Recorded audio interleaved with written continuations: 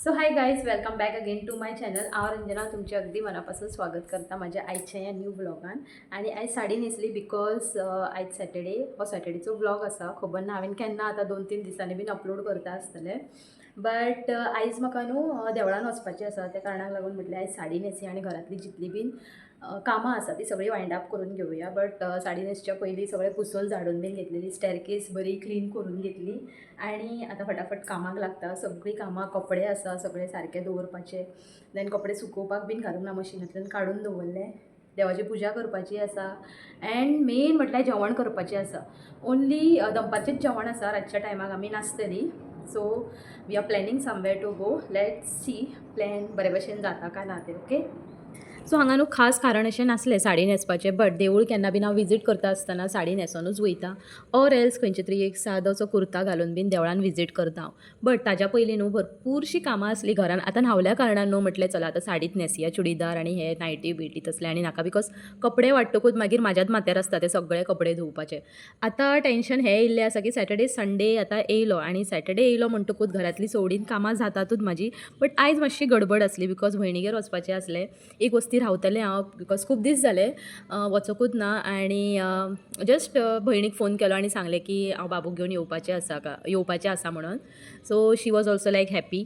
Then just आमी तिगाय जाणां गेलीं अँड घोव गेल्लो आपल्या घरा, म्हटल्यार आमच्या गांवांत गेल्लो आनी हांव आनी बाबू थंय एक दीस स्टे केल्लें. खूब बरें दिसलें आनी ताजीच लगबग आतां ही चालू आसली. बट नॉर्मली सकाळीं उठलें हांव, घरांतलें जितलें कितें झाडपाचें पुसपाचें आसलें न्हू तें बीन सगळें करून घेतलें. घोव सकाळीं न्हातकूच देवाची बरी पुजा करून वयता सॅटर्डे, बिकॉज ताका देवळान विजीट करपाचें आसता म्हणून मुर्ती फोटोज बीन जितले बीन आसले न्हू ते बरे भशेन पुसून घेतले. गेल्या त्या आठवड्यान हांवें हय देवाराचो क्लिनींग बीन ऑल सगळें हांवें तुमकां शॅर केल्लें. सो त्याच भाशेन आतां मातशें क्लिनींग केलें. सो सतत कितें तुमकां तेच दाखयत राव म्हणून ते सगळें शॅर करूंक ना. बट आयचो दीस म्हटल्यार लेंदी प्रोसेस, बिकॉज सॅटर्डे घरान आसल्या कारणान सगळें म्हाका कॉर्नर टू कॉर्नर सगळें झाडचें आसता, पुसचें आसता. एक एक फावटी न्हू कामाक वयता आसतना हें सगळें करपाक खूब जिवार येता, बिकॉज बेश्टें करपाचें म्हणून करता, बिकॉज कामाक वचपाची बीन घाई आसता. बट सॅटर्डे जेन्ना बीन आसता न्हू तेन्ना ही सगळीं कामां सवडीन करपाक मेळटा आनी बरें दिसता, बिकॉज असो प्रेशर नासता न्हू हें सगळें फटाफट काम करून मागीर कामाचेर वचोंक जाय. सो ताका लागून वन बाय वन सगळें सेट करून दवरलेलें. बेडरूम्स, हॉल एंड ऑल सगळी सान्न मारून घेतली, पुसोन बीन घेतली, दारार रांगोळी काडली. आतां चड डिझायन बीन काडपाक वचना, बिकॉज कशें जाता वारो न्हू विंडोंतल्यान, स्टेरकेसीच्या विंडोंतल्यान न्हू भरपूर वारो येता आनी फूल रांगोळी जी आसा न्हू फूल उडोवन वयता, अशी लायक तेजी ती डिझायनूच उरना. आनी मागीर ताजेरूच न्हू सायडीन बीन अशी फूल पसरता आनी ताजेर पांय दवरून जेन्ना आमी घरान येता न्हू सो रांगोळीचे कण आसता ते पांयाक चिकटता आनी फूल घरान न्हू अशें लायक रेंव कशी लागता न्हू त्या भशेन लागता. आनी मागीर चलपाकूय बरें दिसना आनी परतन परतन अशें म्हणटात न्हू घरान सान्न मारूंक जायना. सकाळची आनी सांजच्या पयलीं मातशी 5 सुमार मारपाची. सतत घरान सान्न मारीत रावंक जायना, म्हणटात की दारिद्र्य लागता, लक्ष्मी उरना. म्हणून हांव म्हाजें कशें रिपिटेड नासता सान्न मारपाची. एक तर सकाळीं सांजची बीन केन्ना मारल्यार मारली, तो बीन कचरो आसलो जाल्यारूच, ना जाल्यार चड करून मारिना हांव.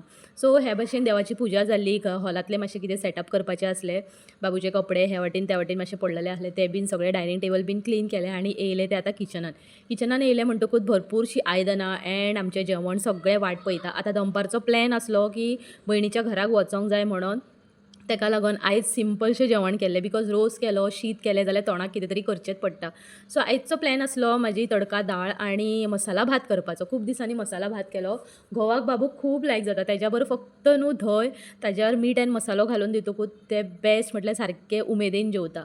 बट म्हटल्यार आयज धंय नाका, बिकॉज ट्रॅवलिंग बीन करपाची आसली न्हू. सो चेड्याक म्हाज्या चड करून ट्रॅवलिंग करता आसतना म्हटल्यार वॉमिटींग बीन जाता. सो धंयन बीन रोखडें कितें पोटान बीन धवळत तेजें, बिकॉज धंय म्हणटकूच एक फर्मेंट जावनूच कड जाता न्हू, ताका लागून धंय घेवंक ना. म्हटल्यार सादी सिंपलशी दाळूच करया. सो हे भशेन दाळची तयारीच चालू आसली. कुकर बीन लावन घेतलेलें आनी सायड बाय सायड आई कडल्यान हांवें भरपूरसो करपील हाडलेलो. तोच करपील न्हू इतलो बेस्ट स्मेल आसा तेजो, बेस्ट म्हटल्यार एक वेगळो टेस्ट येता रोसाक जावं ना जाल्यार एका दाळीक जावं. आतां भरपूरसो करपील हांवें हाडलो कित्याक, बिकॉज म्हाका न्हू भडंग करपाचो आसा. चिरमुले हाडून दवरले हांवें, बट करपाकूच टायम ना. आतां येता त्या दिसाक 24 तारखेक न्हू म्हाका एक सुटी आसतली स्कुलाक. देन तेन्नाच हांवें डिसायड केल्लें सो स्नॅक्स ते करून दवरपाचे. सो पळोवया कशें कितें टायम मेळटा. सपोज त्या दिसाक आनी खंयचें दुसरें काम घेतलें जाल्यार तें मागीर स्कीप जावंक शकता. सो एक वाटेन ताकाच लागून करपील हो सगळो दवरला. आतां म्हाज्या फुड्यान लसूण ना, जरी सपोज करपाक हांवें घेतलें जाल्यार ते दीस लसूणय आसोंक जाय. इवन आतां देखून ना म्हाज्या फुड्यान दाळीक जेन्ना फोडणीक मरता आसतना लसूण घालता न्हू आमी ती देखून ना, बट अशी आसा तेच इन्ग्रेडियंट्सान हांवें हो आयचो जेवणाचो बेत केल्लो. देन दाळ एक वाटेन सगळे फोडणीक बीन मारून कोरिएंडर ताजो कोरिएंडर बरो हे भशेन उदकान भिजत दवरलो आनी कोरिएंडर वयल्यान घातलें. दाळीचें खबर ना कित्याक पयलीं म्हाज्या दाळीक गिरायकूच नासतालें, खूब खायत नासलो जेन्ना येल्लोईश दाळ करतालें न्हू तेन्ना.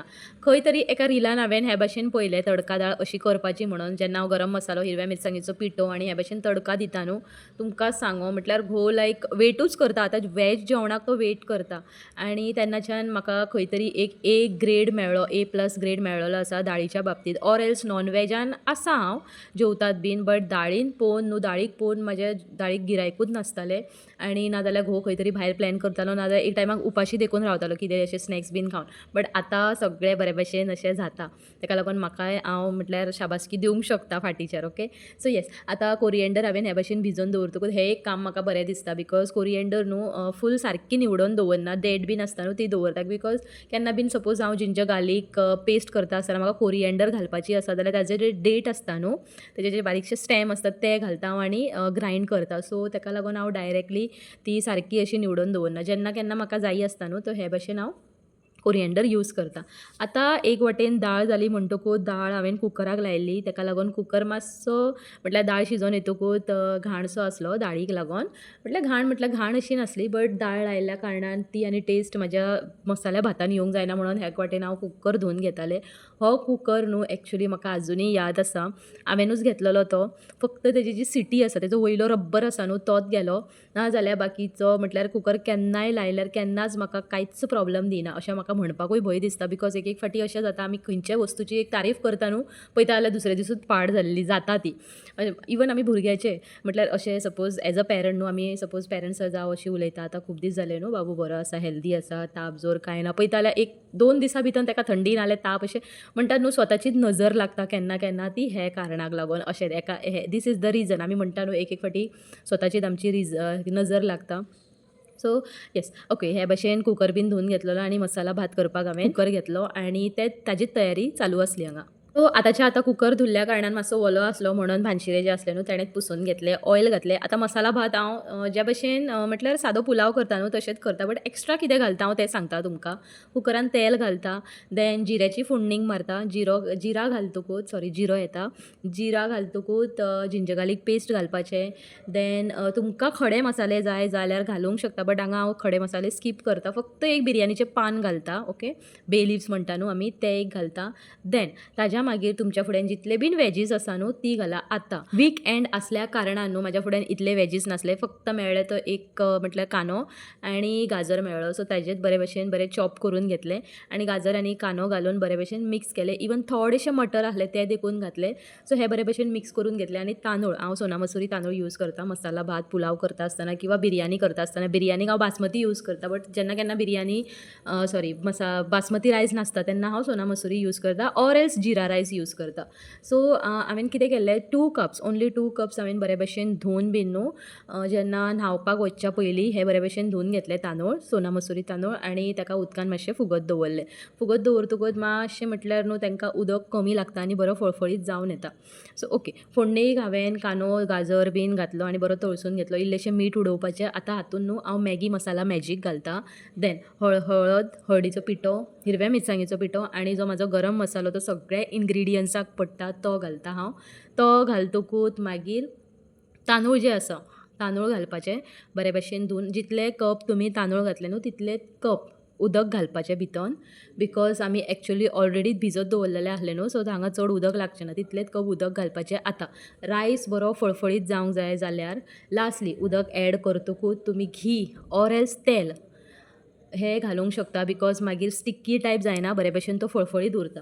ओके, सो येस, ते सगळें जातकूच लास्टली हांवें कोरिएंडर आनी वयर करपील घातलो. करपील ऑलरेडी पयलीं घालूंक ना बिकॉज हांव विसरलें. तुमकां जाय जाल्यार घाला, बट हे दिसांनी करपिलाची स्मेल इतली येता.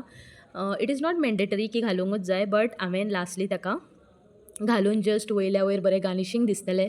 लायक जेन्ना आमी कोरिएंडर यूज करता नाजाल्यार करपील यूज करता एक वेगळोच लूक येता न्हू आमच्या जेवणाक, म्हणून हांवें घातलें. तुमी स्कीप करूंक शकता, नो इश्यू. सो हे भाशेन सगळो म्हाजो मसालो भात स्लोली तुमी पळोवंक शकता एक एक स्टेप जे हांवें सांगले न्हू ते सगळें हांवें तुमच्या बरोबर शेअर केल्लें आसा. आनी असो कितें सादोसो म्हाजो मसाला भात रेडी जाता.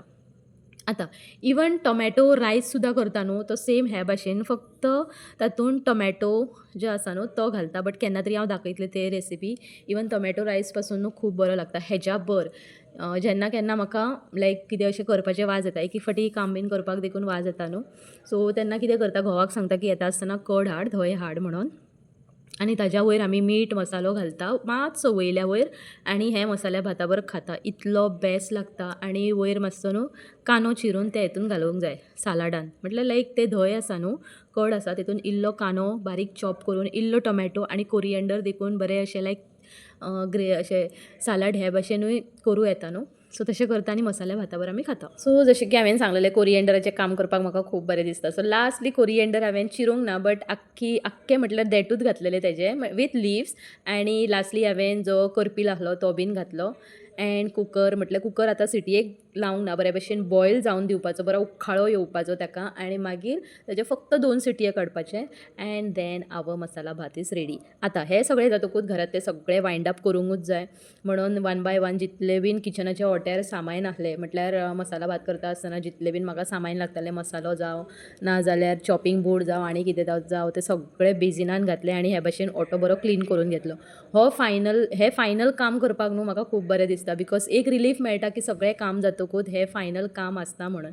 बट आमच्या बायलांची कामां कांय काबार जावची ना. आतां हें सगळें जातकूच आयदनां तर वाट पळयतलीच न्हू, ती ढीगभर आहली ती धुवपाची आसली. आनी सकाळची न्हू फूल इतली कामां घेतल्या कारणान बेजीन म्हाजें फूल भरलेलें आहलें, बिकॉज सकाळीं बाबू तर स्कुलाक गेल्लो, तेजे च्यायेची आयदनां, देन घोवाच्या नाश्त्याची आयदनां, बिकॉज तांकां नाश्ता जो आसा पळय तो हायफाय जायतूच. साद्या सिंपल हेनी तो कसोच भायर सरना घोव म्हाजो.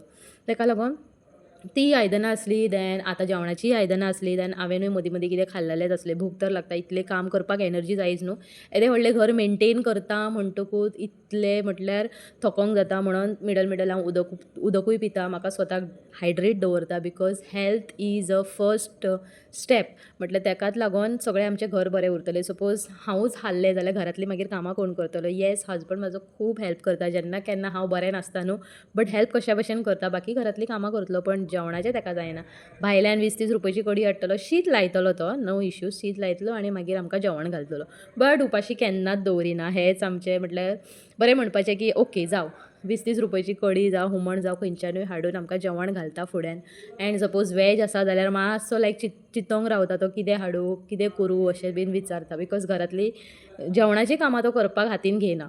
बट जेन्ना हांव न्हू पयलीं एक अशें म्हणूंक शकता हांव 5 वर्सां पयलीं हांव फुडली कामाक वयतालें, म्हटल्यार 8 वरांच्या ड्युटीक वयतालें, तेन्ना म्हाजो घोव न्हू इवन घरांतले नॉन वेज जेन्ना बीन आसतालें लायक हुमण करपाचें नाल्यार चिकन करपाचें आसतालें न्हू, तेन्ना तो म्हणटालो की सकाळीं उठोन जेवणाचें काम करनाका, आपूण कामा वयल्यान येतकूच मागीर करता म्हणून. आनी तेन्ना हांव नुस्तें बीन उजरावन मीठ बीन लावन दवरतालें. मागीर वांटण तो आपल्या भशेन वांटून बीन घेतालो आनी फोडणीक गिण्णीक मारतालो. केन्ना खंय तरी वयर सकयल जातालें, बट केन्ना हांव सांगोन दिनासलें, बिकॉज आयतें जेवण सपोज फुड्यान मेळटा न्हू जाल्यार केन्ना तोखणाय करूंक जायना. एंड विचारतालो एक घास तोंडान घालतात थंय आसा, इवन बायट करून सकयल देंवोंक ना. आनी तेन्ना तो विचारतालो कशें जालें हुमण, कशें जालें चिकन करून. एंड मागीर हांव तेजी तारीफ करतालें, बिकॉज नेक्स्ट टायम सपोज आमकां सकाळची एक बरी झेम जाय, मातसो आराम जाय जाल्यार हें सगळें बेर करचेंच पडटालें. येस, एक एक फावटी कडी न्हू इतली अप्रतीम जातालें. मातसो तो आपलोय चड करून एक वेगळी स्टायल घालतालो तो, बिकॉज कामाचेर न्हू पयलीं तेजी नायट ड्युटी बीन आसताली, तेन्ना सगळे स्टाफ बीन मेळोन तें जेवण बीन एंड ऑल सगळें मेळोन करताले. सो तेंचें मातशें कितें तरी पळयतालो तो आनी आपलें कितें तरी कुकींग करता आसतना आपले कुकींग स्टायलान करून घालतालो. आजुनूय म्हाका एक गजाल याद आसा की एक फावटी न्हू ताणें फोव करपाक घेतले, खबर ना म्हणपा लागलो की आपूण करता. सो हांवें कांदो बीन चिरून घेतलो एंड येस बाकी सगळें ताका आपुणूच तयारी केली. करपील आहलो, मिरसांग आसली, सगळें जें कितें फोग जाय आसता न्हू तें सगळें आसलें. तेणें म्हटल्यार तेल घालून सासवां घातली, देन करपील घातलो, अनियन घातलो, बरो तळसून घेतलो, मिरसांग घातली एंड मागीर तेणें जिंजर गार्लीक पेस्ट घातली. ओके, हें म्हाका केन्ना कळोन येयलें जेन्ना म्हाका तेणें फर्स्ट दिलें आनी हांवें फर्स्ट बायट घेतलो आनी खाल्लो. बट आतां म्हणो कशें, बट इतलें तुमकां सांगून ना, तेन्ना हांवें खावंक ना. जिंजर गार्लीक पेस्ट कोण घालता फोवाच्यार, ही आतां न्हू 5 इयर्स बॅक स्टोरी आसा बट अजून देखून याद आसा म्हाका. अजुनूय केन्ना याद केल्यार न्हू हांसता तो म्हणटा आसूं न्हू मातशें कितें तरी डिफरंट आसूंक जाय आनी ताणें म्हाज्या फुड्यान बसून खाल्लें देखून बिकॉज ताका एक बायलेचो भंय आसता न्हू घोवाक त्या भशेनूच. सो ताणें खाल्लें आनी म्हणपाक लागलो काय ना बरें लागता तुकाच कित्याक बरें लागना करून आपूण खाल्लें. हांवें म्हटलें ना बाबा इतलें कॉम्प्रोमायज करूंक शकना हांव. सो येस आतां तुमच्या बरोबर उलयता म्हजी घरांतली सगळीं कामां जाल्लीं. ढीग बरं आयदनां आसलीं न्हू ती बीन जाल्ली आनी किचनांतलें सगळें वायंड अप जातकूच फूल स्टॉप जाता कामाचो अशें हांव म्हणोंकूच शकना बिकॉज आनीय कामां आसा. आतां सॅटर्डे संडे घरान ना म्हणटकूच म्हाजे जितले बीन ऑफिशियल कपडे आसले म्हटल्यार कामाक वयता आसतना कपडे घालता न्हू ते हांव मशिनान घालना. यू ऑल नो हांव हँड वॉशूच करता हातीन धुता बरें कम्फर्ट बीन घालून ना जाल्यार डेटॉल बीन घालून डेटॉल बॉटल म्हाजी फिक्स आसतातूच. अँड तेकाच लागून हे कपडे बरे सुकलेले आसले आनी 1 डे नासलेल्या कारणान बेश्टे हांगा कसो वारो भरपूर येता बेश्ट्यांनी उडोवन वचोंक जायना. खंय तरी जंगलान त्या वाटेन म्हाजे कपडे बीन गेले जाल्यार एक भंय न्हू सो जंगलान म्हणटा भुतूय आसूंक शकता. ओके जस्ट फकाणां केली. सो जितले बीन कपडे आसले ते काडले आनी मशीन वॉशान जे आमी डेली यूज कपडे घालता न्हू ते हांवें काडून बरे भशेन सुकोवपाक दवरले आनी हांगा न्हू चिमटे लायिल्ले प्लग्स लायिल्ले हांवें बिकॉज आतां ना म्हणटकूच लक्षूय नासतलो न्हू आनी भुरग्याचे खंय कपडे बेश्टे उडोवन वचोंक जायना ताका लागून सगळें सिस्टमॅटिकली सगळीं कामां केल्लीं. अँड भायर सरता आसतना हें म्हाका फूल लक्षान दवरचें पडटा की घरांतली शेगडी जावं विंडोज जावं आनी कितें जावं सगळें पॅक करून बरे भशेन वचोंक जाय म्हणून. सो हे भशेन सगळीं घरांतलीं कामां जातकूच आतां म्हाका देवळान वचपाचें आसलें आनी बाबू एंड घोव येवपाची वाट पळयतालें हांव. आतां हरकत ना सगळीं कामां जातकूच विंडो ओपन करपाक बिकॉज शेगडी मागीर बंद जाता न्हू त्या कारणाक लागून विंडो बंद दवरपाची पडटा. सो सगळीं कामां जालीं सुरवात सकाळच्यानूच केली. आयज हॉलिडे आसली तरी सकाळीं उठून सगळें करचेंच पडटा. अँड आतां सगळीं घरांतलीं कामां जालीं म्हणटकूच 12:30 जालीं आनी देवळान मातशें वचून येता पांयां पडोन बीन. साडी अजून काडूंक ना 4:30 आयज फूल ब्लॉग 4:30 जाल्लो आसा आनी बरें दिसता खूब दिसांनी अशें सुट्टी टायप अशी मेळटकूच न्हू घरांतलीं सगळीं कामां बरी सुशेगाद जाता आनी गडबड अशी नासता. सो सकाळीच सपोज स्टार्ट करता न्हू जाल्यार सुशेगाद जाता आनी सपोज आळसपणां केली जाल्यार कामां थंयच्या थंय उरता. सो आतां देवळान वयता ओके. अँड असो आसलो म्हाजो आयचो दीस. फाल्यां परतून मेळया एका न्यू ब्लॉगान. अजुनूय कोणी सबस्क्रायब करूंक ना देन प्लीज सबस्क्रायब करा लायक करा अँड कमेंट बॉक्स आहा ओपन फॉर यू ऑल. कितें सजेशन दिवपाचें आसा कितें चुकता बीन जाल्यार टक टक टक टायप करा ओके. फाल्यां मेळया. Thanks for watching. बाय.